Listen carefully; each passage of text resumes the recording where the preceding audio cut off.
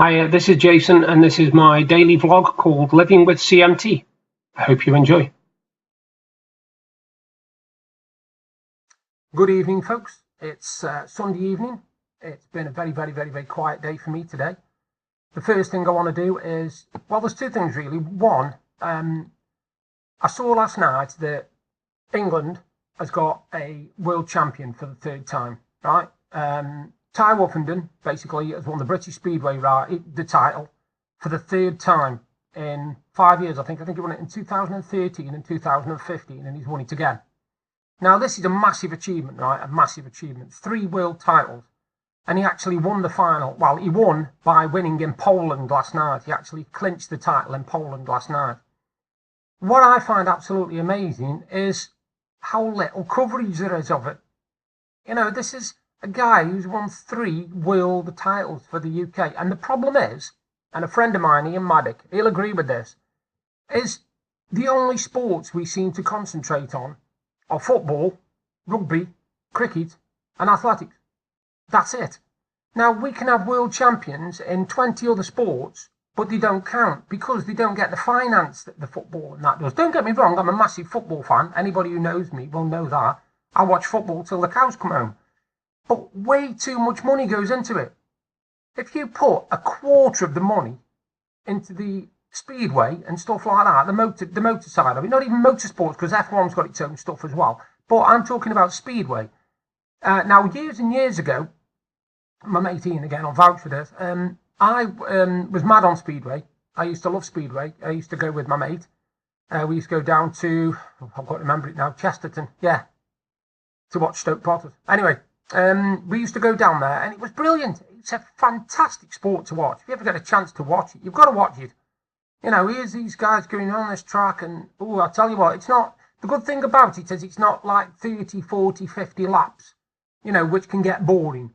This is usually, I think it's 4 circuits, if I'm not mistaken, 4 circuits. And it's not a massive track, you know, it's not a 20-minute lap track thing. It's all over in a couple of minutes. But the excitement, you know, it's an exciting sport. It's something different. And if our government or our sports body put as much money into that, or a quarter of what they put into football and cricket and all that sort of thing, and TV companies get the rights to it, because I tell you something, your viewing figures will go through the roof. Your viewing figures will go through the roof. I mean, we've got a 3-time world champion. You know, Woffendden, a 3-time world champion, and there's not a mention of it. It took me till I went on to the BBC this afternoon. I went on to the motorsport pages, and it's like 4th or 5th one down. You know, obviously, the top sports things at the moment are Liverpool's boring 0-0 draw with Man City, which is nothing to shout about anyway. Arsenal beating Fulham 5-1, and Chelsea beating Southampton 3-0. There's also about the UFC last night. Conor McGregor getting battered. But the Woffendden thing, I had to search to find it. Go on, pull your finger out, give it a little bit more, you know, media coverage. People want to hear about this sort of thing. Not everybody's into football and ball sports and athletics. Give them something what they want. Anyway, rant over for that. Another bit of a hate of mine is I'm always on social media. Well, I'm on it quite a lot. And the one thing that annoys me is when you see posts that say things like, if anybody really cares about cancer victims, they'll repost this. I think that's playing on your sympathies and your guilt, because everybody, I can't think of one person who doesn't feel badly when somebody dies of cancer, whether they know them or they don't know them. What I do not like is being made to feel guilty just because I'm not going to repost some words on a screen. I don't like that. If somebody's raising money for charity and they put in a note on Facebook, yes, I will read that, you know, and I'll go onto the page and check it out and all that kind of thing. I do not want somebody tell me that I am not being respectful to cancer victims if I don't repost something. And the same goes not just for cancer, for earthquakes, for tidal waves, for people dying of breast cancer as well, not just, you know, lung cancer and all that sort of thing. But people make you feel guilty. Now, they shouldn't do that, because at the end of the day, you know how you feel about certain things. You do not need somebody to post something on the Facebook or all the social media sites to point out that you don't care. That's horrible. That really is horrible. I'm sorry, but anybody who does that, in my book, they shouldn't be doing it. I don't pass on forwards like that unless it's something I feel an attachment to. As in, like at the moment, with me raising money for Movember, I'm doing a lot of posts from my Movember page to do with prostate cancer, because that's the whole point. That's what I'm raising money for. I'm raising awareness of prostate cancer. You know, I'm not saying people should repost my stuff, and if they don't, they should feel guilty, because they shouldn't. It's up to them if they repost it. If they want to share me post, fantastic. If I can reach a quarter of the people that are in my friends list, because I've got nearly 5,000 in my friends list, if I can reach a quarter of them, and a quarter of that quarter read it, job done.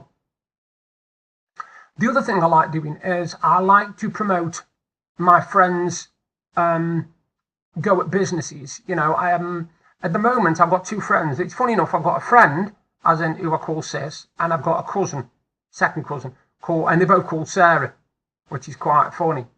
Now, one of them does bespoke cards, basically, and MDF projects, right? And it's called Saran Bespoke. And if you get a chance, you go on Facebook, you search for Saran, S-A-R-A-N, Bespoke, bump, it's there. You can't miss it, bang.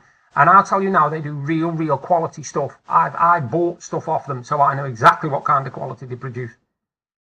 The other one, my second cousin Sarah, she does a thing called Sarah's Pamper Hampers. Now, they're brilliant. You've got to check them out. Type Sarah's Pamper Hampers on Facebook again. And what she basically does is she gets hampers and she makes them herself out of various items. They can be, I don't know, things like bath bombs, or depending on seasonal, it'll be Christmas stuff. Depending on Valentine's, it'll be Valentine's stuff. And she does these hampers, and they are real reasonable prices. And the quality of the items is incredible. You cannot buy them cheaper anywhere else. You just can't. So if you get a chance, either Saran Bespoke for the MDF and the homemade cards, or Sarah's Pamper Hampers, and that's for my second cousin, right? Like, they don't even know I'm promoting these things, so I'll probably get a thank you, but I'm not doing it for that. If I can help people to get established and get off the road, like people are helping me to launch my career as an author, then I will do it, because I feel good doing it. I want to do it. I want to help people. You know, everybody needs help. You can't do these things on your own. And I think the more that people help each other, the better. I've just noticed something else, which is this will divide opinions, right? I'm quite choosy with my food. I have to be, because of my stomach disorder, but I don't mind trying different things.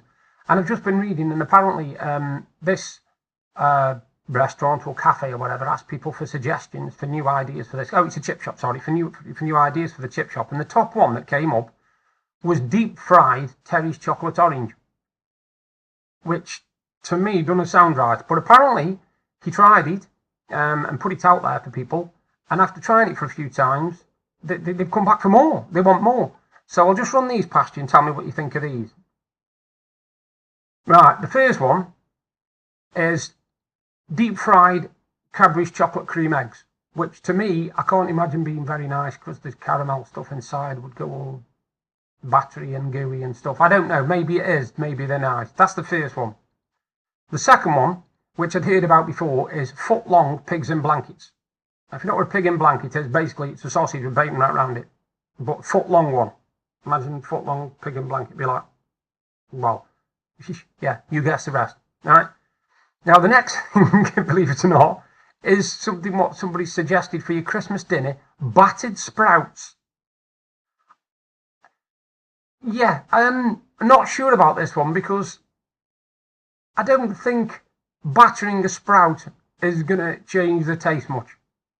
I think sprouts are sprouts. I'll tell you what I did once, very long time ago.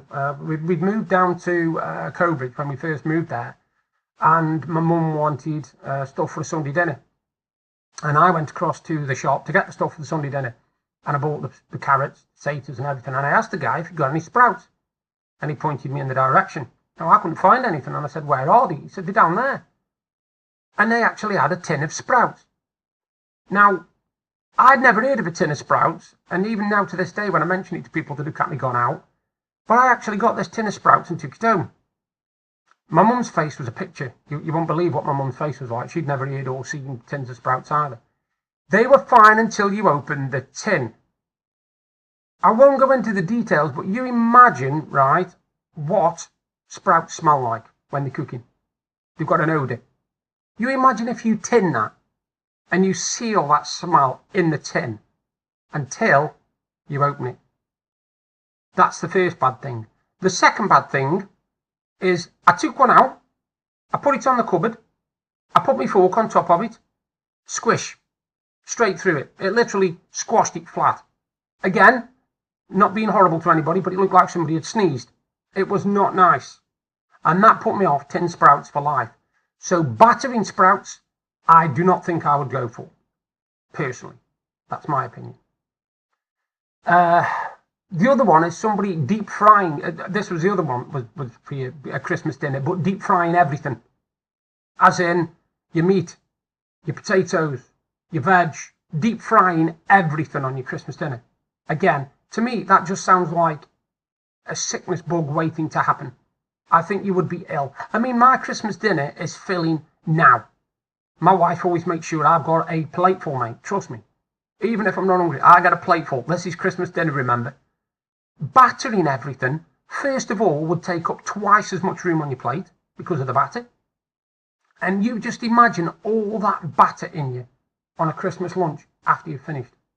You've got to go through the afternoon and the evening with all that batter in you. Ugh. No, not for me. I'm sorry. Not for me at all.